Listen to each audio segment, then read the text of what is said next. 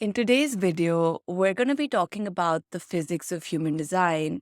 When we start our study of the human design system, we very quickly learn that human design is a synthesis of many different exoteric and esoteric sciences, physics being one of them. But rarely do we ever look at the physical mechanics that human design is talking about at length. And that's what we're going to be doing in this video. The first thing to bring up here is the composition of our universe.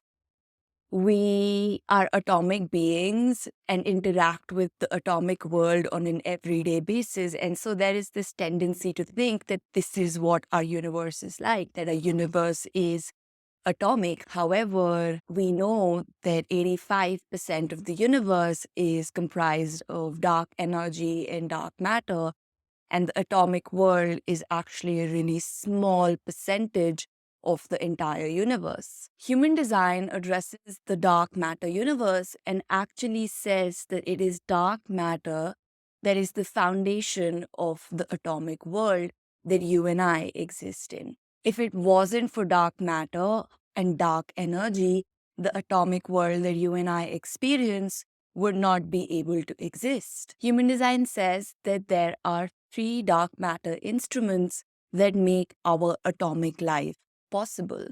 The first is neutrinos. Neutrinos are now a commonly known phenomenon among the scientific community and have actually even proven to have mass, which wasn't the case when human design came into the picture. And Ra-Uru Hu, the founder of the human design system, shared that neutrinos have mass. But regardless, neutrinos are subatomic particles that are omnipresent in our universe. In fact, approximately 300 trillion of them are passing through your finger right now. Human design says that these subatomic particles are actually the carriers of consciousness, are actually the hardware and the software of consciousness. They not only carry information, but they also are mechanisms through which information is mutated and changed as the universe evolves. Think of neutrinos as a web of consciousness that is constantly changing and evolving as it is moving through the universe. One of the most fascinating visualizations when it comes to neutrinos is because we're not able to see them, that we're not able to really conceptualize just how widely present they are. And a really simple way of seeing that is understanding that if we could see neutrinos, we would see absolutely nothing else. And I think that gives us an idea about what kind of field we're floating in, we're moving in, we're navigating in. We're in a sea of consciousness that is constantly changing and evolving and mutating and growing. And not only is this sea of consciousness evolving and changing, it is also constantly in communication with everything else that is part of this universe. So it becomes clear that the universe that we're a part of is a universe that is looking to evolve its consciousness. And just having a consciousness field isn't enough for consciousness to evolve. You need to have a variety of different players, a variety of different ways of interacting with consciousness in order for consciousness to evolve and grow and mutate. This is where the second kind of dark matter instruments come into the picture. This is where the crystals of consciousness come into the picture. Human design says that originally there were two crystals of consciousness. By the way, I am absolutely simplifying this as much as possible in order to communicate what I'm trying to say. The real cosmology of how it all began and how it all evolved is something that's a lot more nuanced and deep and detailed, which, by the way, I'm making a course on, so you can go look down below in the show notes and check out my website to see if that course is live yet. But for the purpose of simplification, we had two crystals of consciousness in the beginning. One was the primordial egg, the yin, the prime design crystal, and the other was the primordial yang, the seed, the prime personality crystal. At Big Bang, these two crystals of consciousness met in geometry or collided and shattered into many, many smaller crystals of consciousness, which, by the way, you and I have one each of. If you watched my previous video on the basics of human design, I will link that down below as well if you wanted to check that out. But you know that we're a juxtaposition or a quantum of our physical design and our mental personality. And actually, that is only possible because of the two crystals of consciousness that we all house within our body. Every second, 300 trillion neutrinos pass through our crystals of consciousness, one at a time, and create the individual projection that you and I are. Now, it can be a little disturbing to hear the word projection when it comes to yourself, because our experience of ourself, our body, of our mind, and whatever we have existing around us is so tangible, is so real that when someone uses the word projection for it, it can feel a little bit uncomfortable or unreal. However, please understand that if it were not for these crystals of consciousness and this consciousness field carrying certain information in the form of mass passing through our crystals of consciousness, that what we are would not exist. To understand this better, we can compare our lives to movies. So, when we watch a movie on a big screen, essentially what is happening is that we have a projector.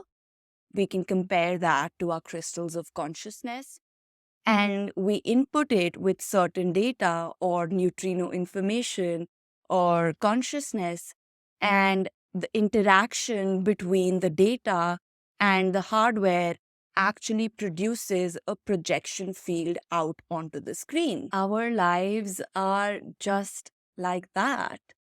When the neutrino information interacts with crystals of consciousness, it spits out an image that is our life. It spits out this physical density. It spits out a personality that is in combination with this physical body that I have. And it interacts with other projection fields that exist in this relative world of ours, in this atomic world of ours. Think of your life as an individual projection that is a result of neutrino consciousness interacting with crystals of consciousness. And actually think of everything that exists around you: my bed, this mic that I'm speaking on, this paper, any human being that lives in my house. Every single thing that exists in the atomic world exists because neutrinos interact with dark matter crystals of consciousness. However, it is not just these two dark matter instruments that are important. There's a third one without which the atomic world that we experience would not be able to exist or function. This is the magnetic monopole, and it is located at the center of our chest, right where the sternum is. And as the name suggests, it is in essence a magnet that only attracts. It's a magnet with only one pole.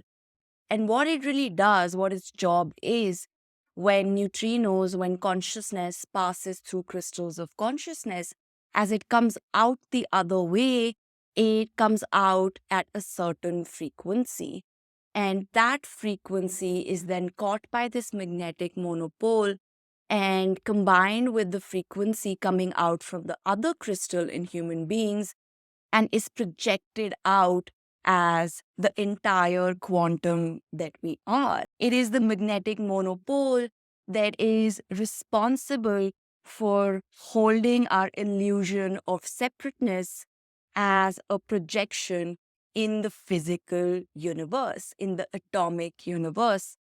And the magnetic monopole is actually also responsible for navigating where it is meant to be in space, separate from others. In other words, our magnetic monopole is the driver of our quantum consciousness, of the consciousness of our design and personality juxtaposed. So, it is the magnetic monopole's job to know where to be in the universe, physically speaking, and to be at a unique place in the universe at all times because it is guided by the consciousness of the physical vehicle as well as the personality. A really basic but impactful analogy that is used in human design to explain the interaction between these dark matter instruments is that in life, we have a car to navigate our movement through this evolving and expanding universe. And that car and its specifications are decided because of the design crystal activations that we have. We also have a passenger that is the personality that is unique in its own way because of the activations that we have through the personality crystal. However, the driver of our car, of our life on this plane is the magnetic monopole, because it is the magnetic monopole that is aware of where the car wants to go and where the passenger wants to go. The problem, however, with most human lives that human design identifies is that we are absolutely identified with who we think we are, of what is conscious within us, and try to live our life from what we are conscious about ourselves.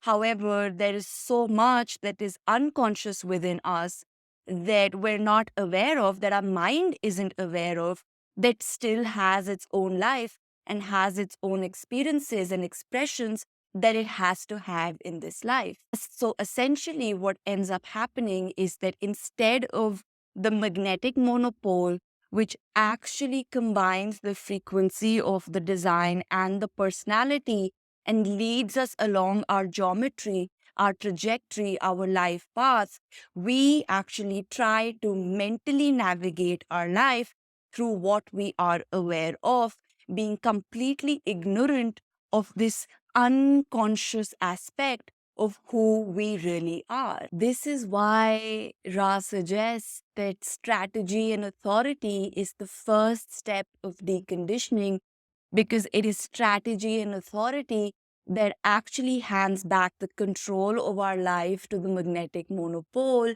instead of letting our mind lead our lives ignorantly.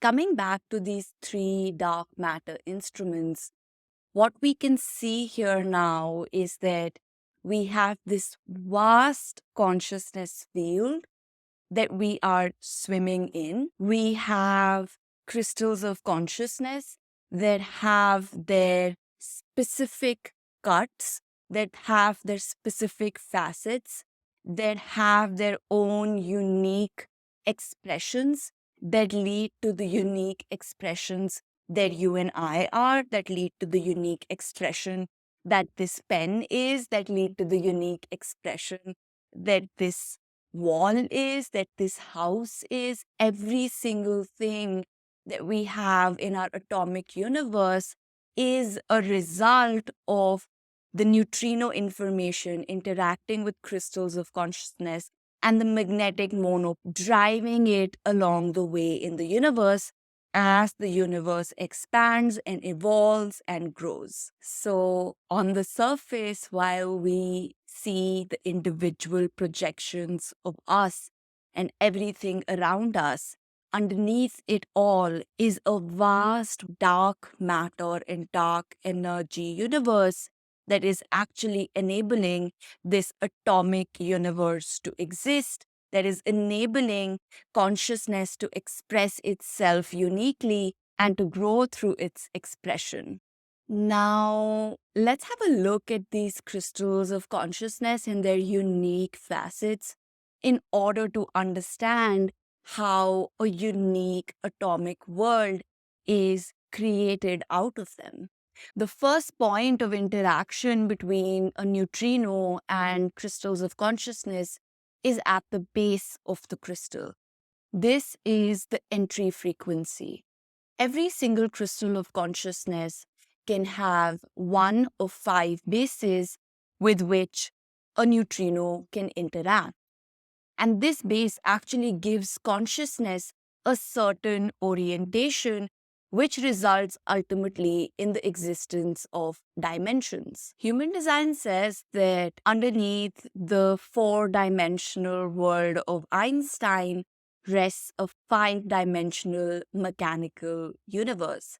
And those dimensions are actually brought about in existence through base frequencies of these crystals of consciousness. If you would like to study bases in detail, you can have a look at base theory and juxtaposition theory. However, for the purpose of this video, it's only important to know that underneath the 4-dimensional reality of space and time, there is a 5-dimensional mechanical reality as well, which comes through because of these crystals of consciousness and neutrinos interacting with these crystals of consciousness. A really simple way of understanding what that means for us individually is to understand that our physical body, our design, as well as our personality has a specific orientation in the world. We are not here to explore all dimensions equally. We are here to be oriented towards exploring certain dimensions more than others, and it is the base frequency of our crystal that actually positions us towards the exploration of our unique particular dimensions. So consciousness enters our crystals at base and is oriented in a specific direction.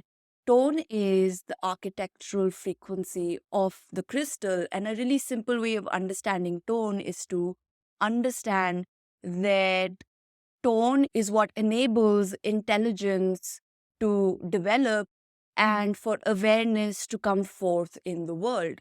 Think of tone as the sensor or sense or architecture of intelligence in everything that exists in our world. So we can see here that when consciousness interacts with unique crystals, the result of that is that consciousness can then explore a specific dimension and explore it using a specific kind of unique intelligence.